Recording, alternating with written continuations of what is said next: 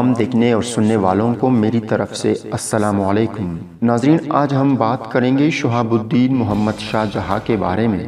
شہاب الدین محمد شاہ جہاں مغلیہ سلطنت کا 5واں حکمران تھا، جس کی عرصہ اقتدار 1627 سے لے کر 1658 تک تھا اور عرصہ حیات 1592 سے 1666 تک تھا۔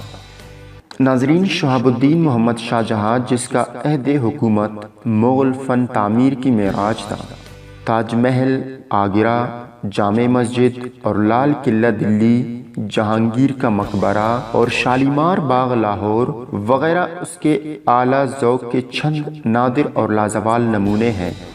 دلی کا موجودہ شہر اور ایک نہر غربی جمنا بھی اسی کے دور کی یادیں ہیں۔ اس کے دور کی دولت، ثروت اور خوشحالی کا اندازہ اس بات سے لگایا جا سکتا ہے کہ اس نے اس وقت کے 3 کروڑ روپوں کے خرچ سے تاج محل اور 1 کروڑ روپے کے خرچ سے تخت طاؤس بھی بنوایا تھا، جو دنیا کا سب سے قیمتی تخت تھا۔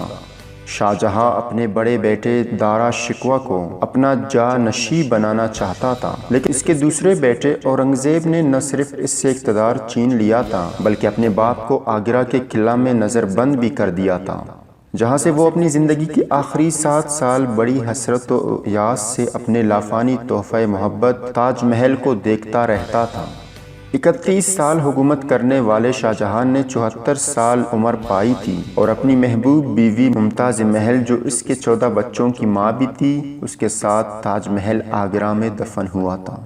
ناظرین، مزید اسلامی، سائنسی اور تاریخی معلومات کے لیے آپ ہماری YouTube چینل کو ضرور سبسکرائب کریں۔ ہم ملتے ہیں اگلی قسط میں، تب تک کے لیے اپنا بہت سارا خیال رکھیے گا۔ اللہ حافظ۔